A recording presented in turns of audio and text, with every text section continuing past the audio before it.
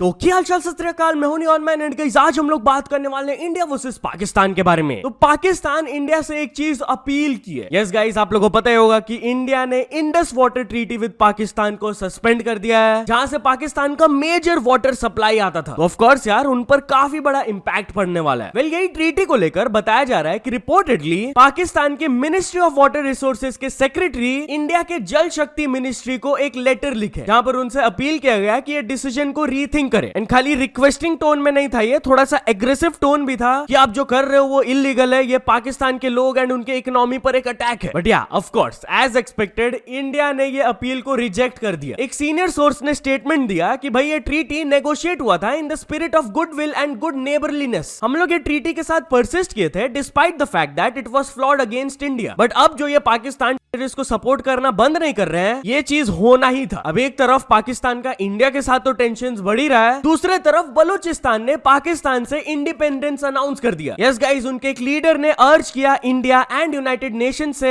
For international recognition. उन्होंने कहा कि हम पाकिस्तान के पार्ट नहीं है। बहुत टाइम से ये टेंशन चल रहा था पाकिस्तान एंड बलोच पीपल के बीच में, बट अब उनके लीडर ओपनली बोल दिए कि we are called republic of Balochistan. वो यूएन से अपील किए कि प्लीज हमें सेपरेट नेशन जैसा रिकॉग्नाइज करिए and provide us with funding for basic state functions including currency and passport issuance. And of course वो इंडिया से भी सेम चीज रिक्वेस्ट किए। उन्होंने कहा कि आप प्लीज ऑफिशियली बलूचिस्तान के ऑफिस को एंड एम्बेसी को ओपन करें दिल्ली में। बट या amidst this India Pakistan conflict आपने डेफिनेटली प्रेस ब्रीफिंग्स में देखा ही होगा, हमारी कर्नल सोफिया कुरैशी आकर बहुत ही स्ट्रांगली बात करती है एंड स्टेटमेंट्स देती है। वेल, उनके खिलाफ एक मिनिस्टर बहुत ही इनअप्रोप्रिएट कमेंट पास किए, जिसके वजह से एमपी हाईकोर्ट ने उनके खिलाफ एक एफआईआर ऑर्डर कर दिया। यस गाइस, वो अपने एक स्पीच में कर्नल सोफिया कुरैशी के रिलीजन को रेफर करते हुए ये कहे थे, जिन्होंने हमारी बेटियों की सिंदूर उजाड़े थे, हमने उन्हीं के बहन भेज के उनकी ऐसी की तैसी करवाई। कोर्ट ने उनके ये रिमार्क्स को बहुत स्लैम किया। They called it dangerous and language of the gutters. वो कहे कि ये चीज खाली ऑफिसर की तरफ टारगेटेड नहीं था, but also the armed forces as a whole. वो बोले कि हमारे आर्म्ड फोर्सेज परहैप्स लास्ट ऐसा इंस्टीट्यूशन है जो कि हमारे कंट्री को रिफ्लेक्ट करती है integrity, industry, discipline, sacrifice. And जिस टाइप का लैंग्वेज यूज किया गया by the minister against colonel Sofiya Qureshi, it is the language of the gutters and उनके खिलाफ एफआईआर लॉन्च होना चाहिए। तो चलिए अब आगे बढ़ते हम लोग बात करने वाले हैं अमिताभ बच्चन के बारे में। तो अमिताभ बच्चन पाकिस्तान को रोस्ट किए। बेसिकली अभी एक एंकर काफी ज्यादा वायरल जा रही है जिनका नाम है पलकी शर्मा। आप इनको डेफिनेटली देखे होंगे, वो पाकिस्तान को बहुत भयंकर रोस्ट करती है। जैसे कि अभी उनका एक क्लिप वायरल जा रहा है जहां पर वो Indian team and Pakistani cricket team को कंपेयर करते हुए स्टेटमेंट दी थी, Pakistan general Munir is in delulu land, his air defence is as strong as the Pakistani top order. His fighter jets are as lethal as their captains post-match press conferences. And the only good news for Pakistan last week was that Virat Kohli retired. That's one less 100 for them to suffer. तो इसको अमिताभ बच्चन भी repost किए with laughing emojis. But यहाँ हमारे एक BSF जवान जो कि पाकिस्तान में अटके हुए थे, finally he has been returned. आप लोगों को शायद से याद होगा, few weeks ago ये वाला न्यूज आया था कि एक बीएसएफ जवान गलती से बॉर्डर को क्रॉस कर लिए थे and he was held by the Pakistani rangers. तो फाइनली उनको रिटर्न कर दिया गया। तो चलिए अब आगे बढ़ते हम लोग बात करने वाले हैं बॉयकॉट टर्की के बारे में। तो बॉयकॉट टर्की मूवमेंट बहुत ही बढ़िया तरीके से चल रहा है। कल मैंने आप लोगों को बताया था कि एप्पल ट्रेडर्स ने टर्किश एप्पल्स को इंपोर्ट करने से मना कर दिया है। अब उदयपुर के मार्बल प्रोसेसर्स कमेटी के प्रेसिडेंट ने भी स्टेटमेंट दिया कि Udaipur is Asia's biggest exporter of marbles and हमारे सारे कमेटी के मेंबर्स ने अग्री किया है to stop trading with Turkey, क्योंकि वो पाकिस्तान को सपोर्ट किए। 70% of the marble imported to India comes from Turkey. उन पर काफी बड़ा इंपैक्ट पड़ेगा, हम लोग ने मना कर दिया। अब not only this, federation of western India cine employees ने भी प्रेस रिलीज किया है जहां पर वो अपील किए सारे प्रोड्यूसर से to boycott Turkey for shooting locations. मतलब कि आप टर्की में जाकर फिल्मिंग करना बंद कर दें, जिससे कि टूरिज्म प्रमोट होता है। एंड ऑल्सो एक रिपोर्ट के हिसाब से बताया जा रहा है कि 50% से भी ज्यादा ट्रिप्स जो कि टर्की एंड अजरबैजान में इंडियंस प्लान कर रहे थे उसको कैंसिल कर दिए। यस, सिर्फ 6 दिन के अंदर 50% से भी ज्यादा कैंसिलेशंस वो फेस किए। तो चलिए अब आगे बढ़ते हम लोग बात करने वाले हैं आरजे रौनक के बारे में। तो आरजे रौनक इंडियन कंटेंट क्रिएटर्स को कॉल आउट किए। यस गाइस, उन्होंने एक वीडियो पोस्ट किया जहां पर वो इंडियन इन्फ्लुएंसर्स को डायरेक्टली ये कहे कि भाई ऐसे तो आप हर टॉपिक पे वीडियोस वगैरह पोस्ट करते हो, बट अभी अपने देश के लिए आवाज क्यों नहीं उठा रहे हो? क्या आपने पाकिस्तानी ऑडियंस को खोने से डर रहे हो? एंड इस चीज से अग्री करते हुए former Indian cricketer Aakash Chopra भी कहे,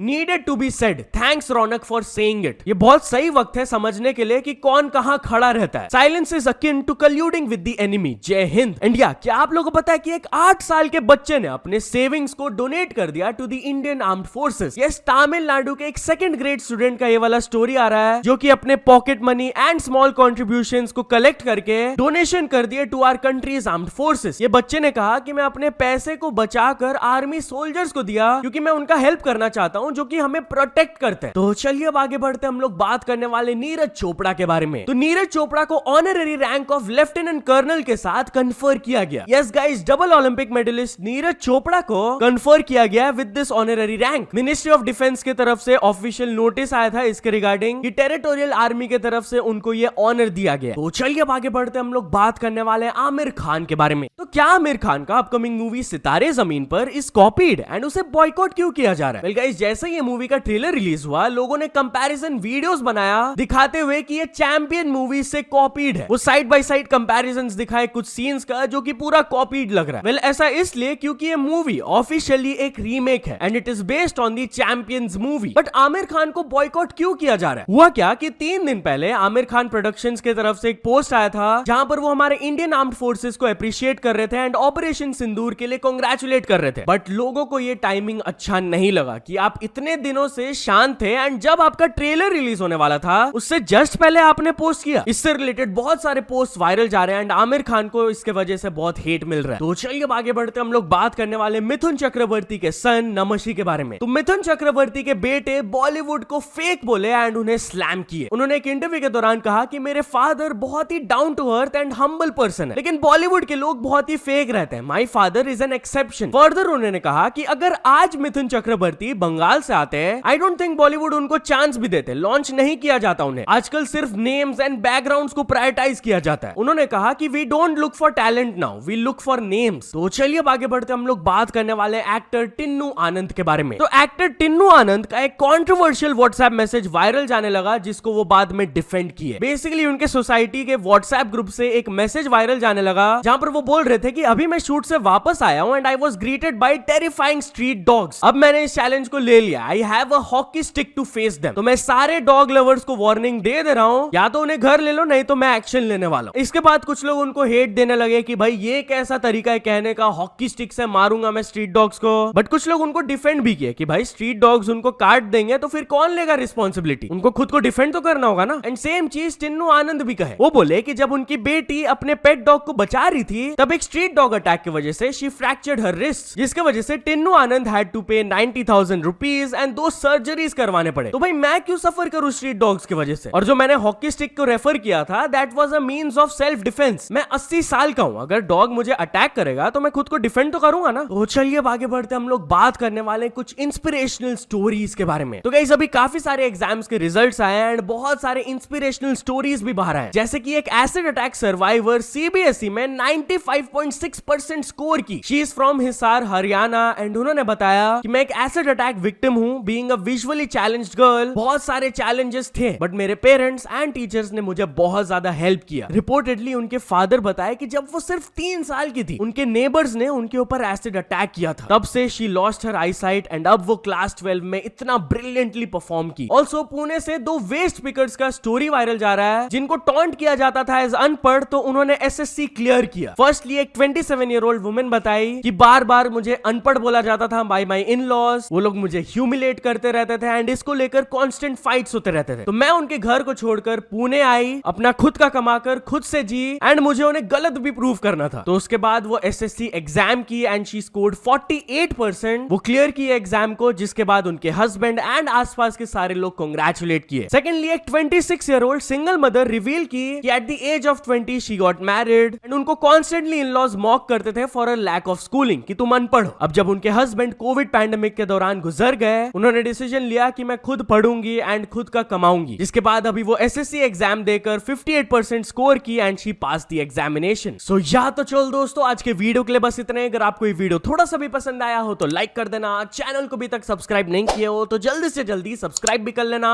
न्यूज सबमिशन का लिंक डिस्क्रिप्शन में, वहां से जाके आप कुछ न्यूज भेजोगे तो आपको क्रेडिट्स भी मिल सकता है मेरे डिस्क्रिप्शन में। सो ऐसे सपोर्ट करते रहना। मिलते हैं नेक्स्ट वीडियो में। Till then bye bye.